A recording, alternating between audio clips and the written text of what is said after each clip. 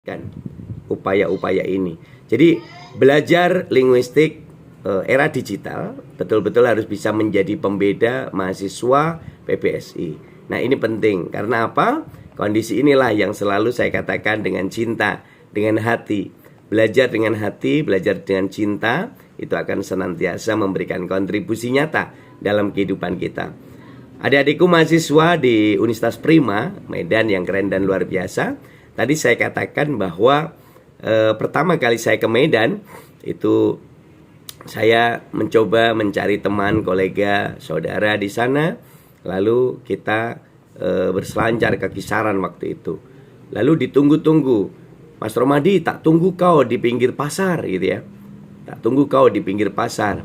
Tak cari-cari, di sini tidak ada pasar gitu ya.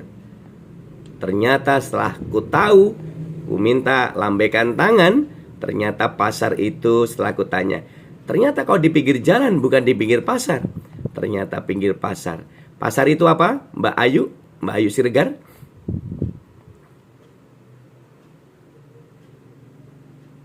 Pasar itu apa? Pasar itu adalah tempat di mana orang yang berjualan. Luar biasa. Itulah pasar makna sesungguhnya. Tapi kalau pasar yang ada di Medan apa berarti? Jalan, Pak. Jalan, betul. Ya Mbak Reka, betul. Jadi di Medan pasar itu adalah jalan. Maka ketika saya cari teman-teman itu di pinggir jalan, dia bilang di pinggir pasar. Padahal pasar referensi yang Pak Romadi miliki, seperti yang katakan Mbak Ayu Siregar tadi, pasar tempat berjual beli, pedagang dan pembeli. Tapi ternyata di Medan ada diksi yang memiliki makna kontekstual, pasar berarti jalan. Nah, inilah ternyata setelah cari lagi, ketika posisinya pasar, ternyata dia punya padanan dengan pajak. Yuk kita ke pajak yuk, ya gitu. Ya, pajak itu apa Mbak Reka? Pasar, Pak. Nah, disitulah fungsi pemahaman. Penjual dan pembeli. Nah, di situ ternyata kita bisa memiliki padanan kata, padanan makna yang berbeda-beda di masing-masing daerah. Dan di situ merupakan kekayaan bahasa. Secara makro, secara mikro, secara teks, konteks, dan konteks. Maka disinilah upaya kita untuk senantiasa belajar dari kesemestaan. Karena kesemestaan ini akan jadi kekuatan kita untuk senantiasa belajar pada bahasa dan sastra Indonesia. Maka ini yang selalu saya gaungkan di seluruh Indonesia. Aku cinta, teman-teman jawab bahasa Indonesia. Aku bangga, bahasa Indonesia. Bahasa Indonesia luar biasa. Ini komitmen kita untuk mencintai dan membanggakan bahasa Indonesia. Aku cinta, bahasa Indonesia. Aku bangga, bahasa Indonesia. Bahasa Indonesia luar biasa. Inilah komitmen yang tentu saja akan selalu melekat dalam hati dan pikiran kita. Coba kita teriakkan bersama-sama yel-yel ini. Saya katakan aku cinta, teman-teman jawab bahasa Indonesia. Aku katakan aku bangga, jawab bahasa Indonesia. Bahasa Indonesia luar biasa. Yuk bersama-sama. Aku cinta, bahasa Indonesia. Aku bangga, bahasa Indonesia. Bahasa Indonesia luar biasa. Nah, itu yang tentu menjadi semangat kita bersama-sama belajar bahasa Indonesia. Belajar bahasa akan menjadi komitmen kita mencintai bahasa Indonesia. Lalu adopsi ini merupakan Asosiasi Dosen Bahasa dan Sastra Indonesia yang saya berikan slogan, jargonnya adopsi muda, kreatif, luar biasa.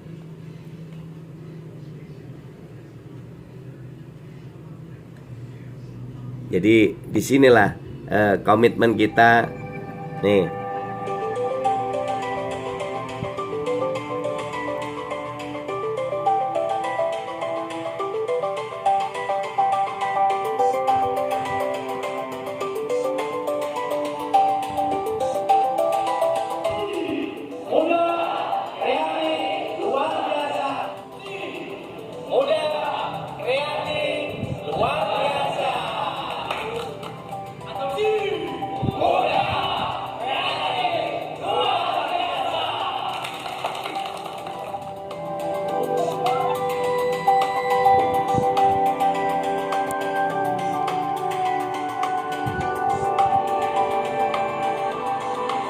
Nah, disitulah komitmen kita ketika belajar bahasa, karena bahasa itu memiliki fungsi yang betul-betul bisa menjadi alat ekspresi diri.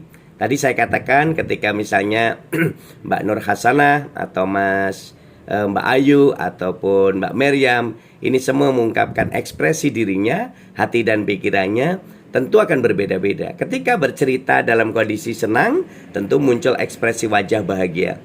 Ketika bercerita dalam ekspresi sedih, tentu ekspresinya juga sedih. Nah, inilah letak bagaimana fungsi bahasa sebagai alat komunikasi yang tentu saja akan berdampak dalam kehidupan nyata. Dan ini menjadi alat integrasi dan adaptasi sosial. Kita bisa bedakan. Saya bisa bersatu dengan teman-teman di Medan, saya bisa bersatu dengan teman-teman di Papua, kemudian di Sulawesi, kemudian di Kalimantan. Ini bagian dari alat integrasi budaya, integrasi bahasa, integrasi suku, dan adaptasi sosial. Tapi juga bahasa sebagai alat kontrol sosial. Karena apa? Di situ kita bisa melihat bahwa pemakaian bahasa kita tidak serta-merta bebas. Ketika di media sosial kita harus menggunakan bahasa yang baik, benar, dan santun. Baik langsung maupun tidak langsung. Dalam dunia nyata juga begitu. Maka ketika kita ingin berkomunikasi dengan baik, disitulah kekuatan bahasa kita akan bisa beragam rasanya. Dan kekuatan itu tentu saja akan bisa berdampak dalam situasi di media sosial.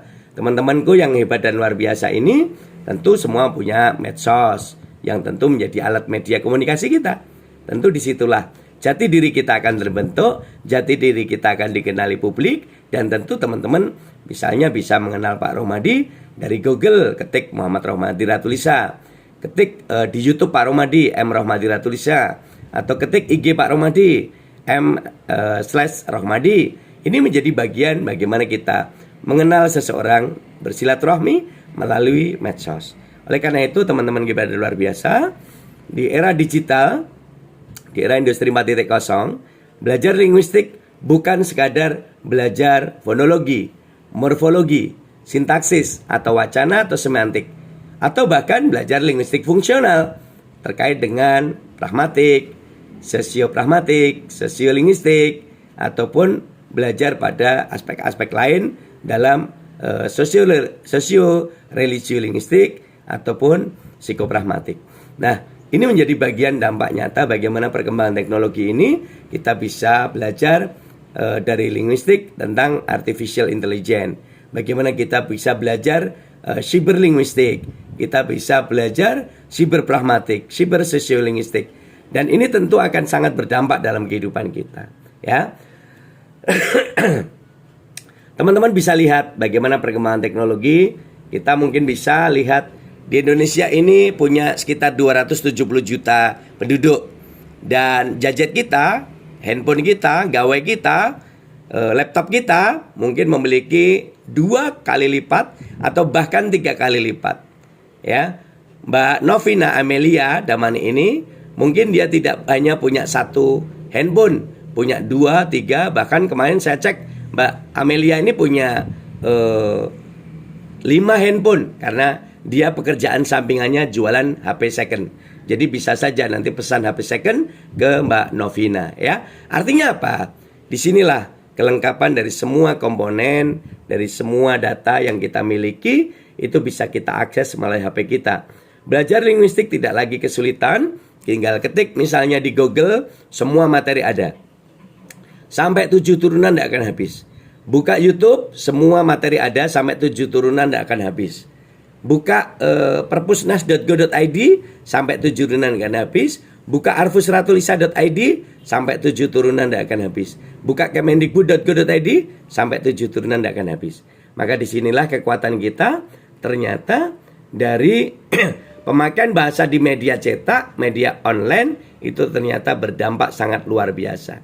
Dan disitulah kekuatan yang harus kita berikan, bahwa kebersamaan ini tentu harus bisa memberikan kontribusi nyata, bahwa belajar bahasa itu berarti belajar mengendalikan diri, belajar berkomunikasi, belajar untuk memanusiakan manusia. Ini kata kuncinya. Jadi teman-teman, belajar linguistik harus menjadi sarana untuk belajar memanusiakan manusia. Tidak ada satupun manusia yang ingin dilecehkan, tidak ada satupun manusia yang ingin direndahkan, tidak ada satu manusia pun yang ingin diperbudak dengan kata atau perbudak dengan meme, tetapi semua ingin dihargai, semua ingin dihormati tanpa mengurangi rasa hormat satu dengan yang lain. Jadi disinilah kekuatan kita. Kita belajar di media digital, belajar linguistik di era digital juga harus bisa menyesuaikan. Bagaimana komitmen kita belajar dengan media-media digital yang seperti ini.